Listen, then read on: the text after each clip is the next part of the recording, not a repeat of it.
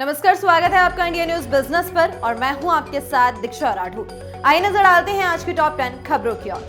सोने और चांदी के दामों की बात करें तो आज सोने के दामों में फिर से सुस्ती लौटती दिख रही है। इंटरनेशनल मार्केट में सोने में गिरावट देखने के बाद शुक्रवार 3 मई को घरेलू बाजारों में मामला सुस्त दिखाई दे रहा है। भारतीय वायदा बाजार यानी एमसीएक्स में गोल्ड सुबह 10 बजे के आसपास 10 रुपए की हल्की बढ़त लेकर 70,746 रुपए प्रति 10 ग्राम पर चल रहा था। वहीं सिल्वर में 350 रुपए की तेजी आई थी और ये 80,300 रुपए प्रति किलोग्राम पर चल रही थी। सोने में सुस्ती के पीछे अंतर्राष्ट्रीय बाजार में आई इसकी कीमत में गिरावट है। यूएस फेड की बुधवार को ब्याज दरों पर पॉलिसी आई है, जिसका असर गुरुवार को बुलियंस पर दिख रहा है।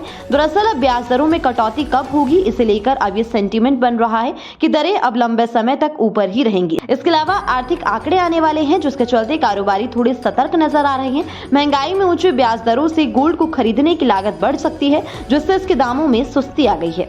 फाइनेंस कंपनी आधार हाउसिंग फाइनेंस लिमिटेड का इनिशियल पब्लिक ऑफरिंग यानी कि आईपीओ 8 मई को ओपन होगा। कंपनी इसके जरिए 3,000 करोड़ रुपए जुटाना चाहती है। इस आईपीओ में कंपनी 1,000 करोड़ के लिए 3.17 करोड़ नए शेयर्स जारी करेगी। वहीं ऑफर फॉर सेल यानी कि ओएफएस से कंपनी 6.35 करोड़ शेयर बेचकर 2,000 करोड़ जुटाएगी। रिटेल इन्वेस्टर इस आईपीओ के लिए 8 मई से लेकर 10 मई तक बोली लगा सकेंगे। 15 मई को कंपनी के शेयर एनएससी और बीएसई पर लिस्ट होंगे। कंपनी ने इस आईपीओ का प्राइस बैंड 300 से लेकर 315 रुपए प्रति शेयर रखा है।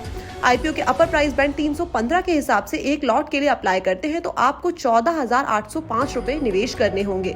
रिटेल इन्वेस्टर मैक्सिमम 13 लॉट यानी कि 611 शेयर्स के लिए बिडिंग कर सकते हैं, जिसके लिए 1,99,892 इन्वेस्ट करने होंगे। आधार हाउसिंग फाइनेंस लिमिटेड 2010 में बनी थी। कंपनी कम इनकम वाले लोगों को हाउसिंग लोन देती है। सस्ता लोन पाने के लिए अब लोगों को अक्टूबर तक का इंतजार करना पड़ सकता है। जी हां, महंगाई के जोखिम और अमेरिकी केंद्रीय बैंक के दरों में कोई बदलाव नहीं करने के कारण आरबीआई तीसरी तिमाही तक रेपो रेट में कटौती का फैसला टाल सकता है। अर्थशास्त्रियों का पहले मानना था कि जून की बैठक में आरबीआई दरों में कटौती कर सकता है, लेकिन अब महंगाई के जोखिम को देखते हुए ये फैसला अक्टूबर से दिसंबर के बीच हो सकता है। अर्थशास्त्रियों का कहना है कि इस पूरे साल में रेपो रेट में 0.50% की कटौती की उम्मीद है। फिलहाल रेपो रेट 6.5% पर बनी हुई है। आरबीआई ने 7 बार से दरों को सेम रखा है, इसमें कोई बदलाव नहीं हुआ है और महंगाई आरबीआई के दायरे से अब भी ऊपर है। एमडीएच और एवरेस्ट मसालों के मामले सामने आने के बाद फूड रेगुलेटर फसई सतर्क हो गया है और उसने अब घरेलू बाजार में बेचे जाने वाले फोर्टिफाइड चावल, डेयरी प्रोडक्ट्स और मसालों जैसे बाकी फूड आइटम्स की जांच शुरू करने की योजना बनाई है। फ्रूट्स, वेजिटेबल्स और फिश प्रोडक्ट्स में साल्मोनेला जैसे खाद्य पदार्थों की भी निगरानी की जा सकती है। सूत्रों के मुताबिक फसई मसाला, जड़ी बूटियां, दूध और दूध से बने प्रोडक्ट्स को भी जांच के दायरे में लाएगा।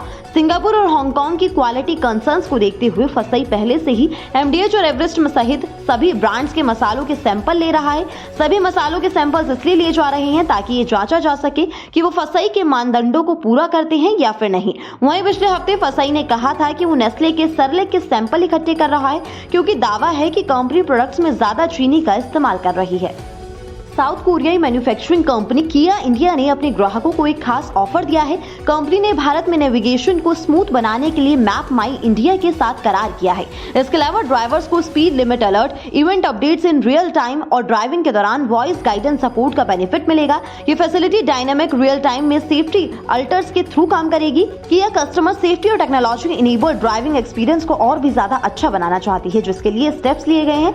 माई किया और किया कनेक्ट प्लेटफॉर्म के साथ इंक्लूसिव यह स्ट्रेटेजिक कॉर्पोरेशन यूजर्स के लिए प्रिसाइज लोकेशन सर्विसेज और comprehensive location search working capacity के साथ उन्हें अपनी जर्नी को कॉन्फिडेंटली नेविगेट करने की अफोर्डेबिलिटी देता है।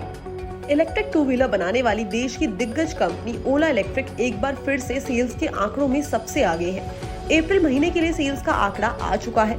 कंपनी की तरफ से मिली जानकारी के मुताबिक कंपनी ने अप्रैल में फिर से 30,000 से ज्यादा यूनिट्स को बेचा है। आपको बता दें कि कंपनी ने मार्केट शेयर में बढ़ोतरी दर्ज की है और कंपनी का मार्केट शेयर अब 50% से ज्यादा का हो गया है। इसका मतलब ये है कि इलेक्ट्रिक 2 व्हीलर मार्केट में ओला इलेक्ट्रिक के आसपास अब कोई भी नहीं है। कंपनी ने अप्रैल के महीने में 34,000 यूनिट्स को बेचा है। इस सेल के साथ कंपनी का मार्केट शेयर 52% हो चुका है और ये आंकड़ा अप्रैल 2024 का है। कंपनी ने इसके साथ ही साथ केरल के कोच्चि में अपना 500वां सर्विस सेंटर भी खोला है। आपको बता दें, कंपनी तेज रफ्तार के साथ देश में अपना सर्विस सेंटर का नेटवर्क बढ़ा रही है। ओला का लक्ष्य पूरे भारत में अपने कम्युनिटी की जरूरत को पूरा करने के लिए पूरे देश में अपनी सर्विसेज का एक्सपेंशन करना है। ये तो हम जानते हैं कि इस बैंक के शेयर में लगातार गिरावट देखने को मिल रही है। आज बैंक का शेयर करीबन 3% से ज्यादा लुढ़क चुका है और इस बात की चर्चा जोरों पर है कि केरल ग्रुप यस बैंक में अपनी हिस्सेदारी घटाने पर विचार कर रहा है। रिपोर्ट्स के अकॉर्डिंग कंपनी 2% हिस्सेदारी बेचने जा रही है और रिपोर्ट्स में ये भी दावा किया जा रहा है कि केरल ग्रुप ने इस ट्रांजैक्शन के लिए गोल्डमैन सैक्स को बैंकर नियुक्त किया है और माना जा रहा है कि 25 रुपए प्रति शेयर के हिसाब से शेयर की बिक्री की जा सकती है। केरल ग्रुप ने सीए बैस्क इन्वेस्टमेंट के जरिए इस बैंक में इन्वेस्टमेंट किया है। सीए बैस्क इन्वेस्टमेंट की इस बैंक में टोटल हिस्सेदारी 8.74% की है। इससे पहले केरल ग्रुप ने 1057 रुपीज में इस बैंक के शेयर्स बेचे थे।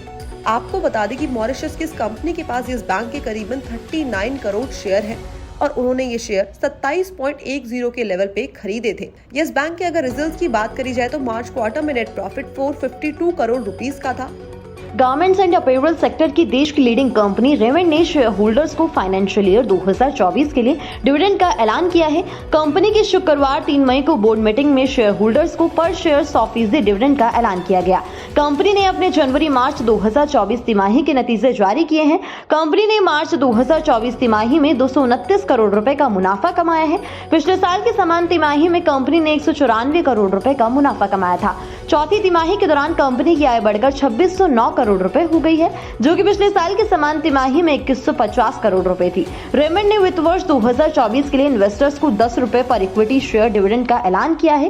कंपनी के स्टॉक की फेस वैल्यू 10 रुपए है। इस तरह इन्वेस्टर्स को पर शेयर 100% डिविडेंड से इनकम होगी। कंपनी ने शेयर बाजार को बताया कि अगर शेयर होल्डर्स से मंजूरी मिल जाती है तो शेयर होल्डर्स को डिविडेंड का भुगतान 26 जून 2024 या उसके बाद किया जाएगा।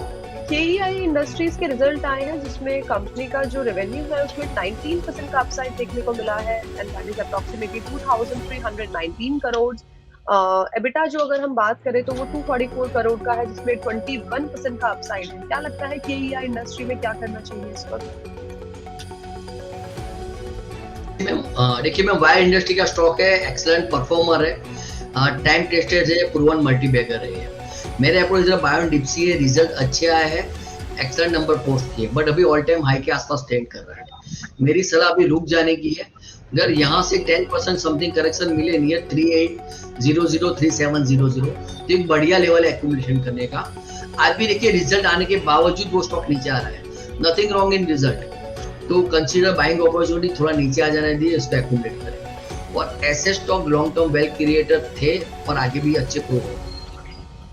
कारोबारी दिन बाजार में देखने को मिली कमजोरी। निफ्टी करीबन 195 पॉइंट्स की कमजोरी के साथ 22,453 के लेवल पे जाके बंद हुआ और इसी तरह बैंक निफ्टी भी आज करीबन 368 पॉइंट्स की कमजोरी के साथ 48,863 के लेवल पे जाके बंद हुआ और आज सेंसेक्स करीबन 732 पॉइंट्स की कमजोरी के साथ 73,878 के लेवल पे जाके बंद हुआ।